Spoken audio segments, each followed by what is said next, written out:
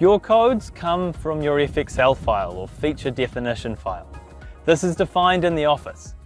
As part of this file, you can assign attributes to each code. We now have our code.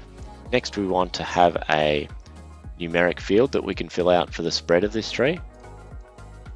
To make it easier in the field and office, I'm going to make sure I put an M behind it to say that it's being defined in meters.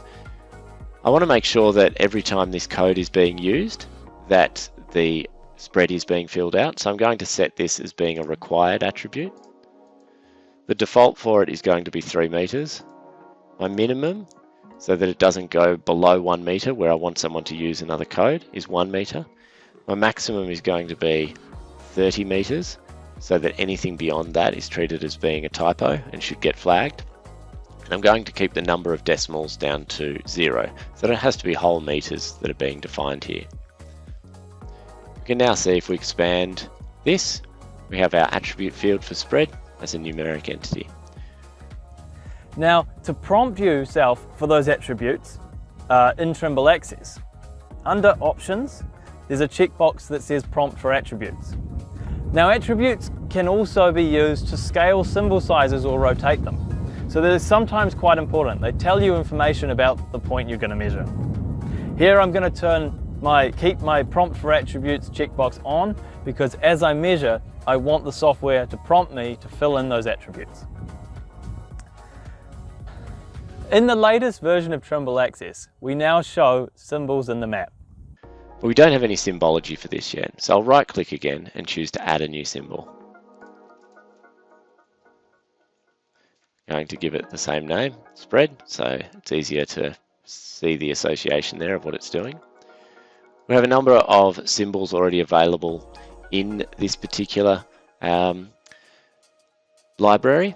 We can go to import symbols though, and if you found that the full listing of symbols didn't meet what you needed, we can just click on the 3 dots, a horizontal ellipsis, and choose to browse to a source file.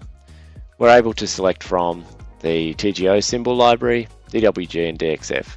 These just need to contain a CAD block that can be grabbed and utilized if you wanted to create your own. I think I've got enough in here to be able to create one with tree number 2. So I'll say OK to that. I want the dimensioning to be on the ground because it's a ground measurement when we measure tree canopy. And for the scale, I want to associate the spread in meters to that. So now these will link together. I do want to make sure that the color is coming out correctly because I've used the Earth CAD layer within TBC quite a few times. I'm using it for different things, and I'm going to define medium green for this particular tree. So now we have amazing tree with a spread and all the way down to symbology. You can turn these on under Map Settings, change the Point Symbols drop-down to Feature Symbols. This will pull the symbols from your FXL file and display them in the map. We support point symbols which can be scaled with attributes. We also support block symbols, including 2-point insertion blocks and 3-point insertion blocks.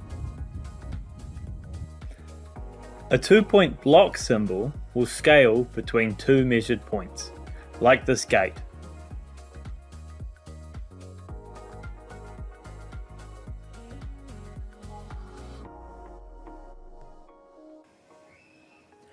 A 3-point block symbol will scale its length between the first 2 points measured and its width to the 3rd measured point.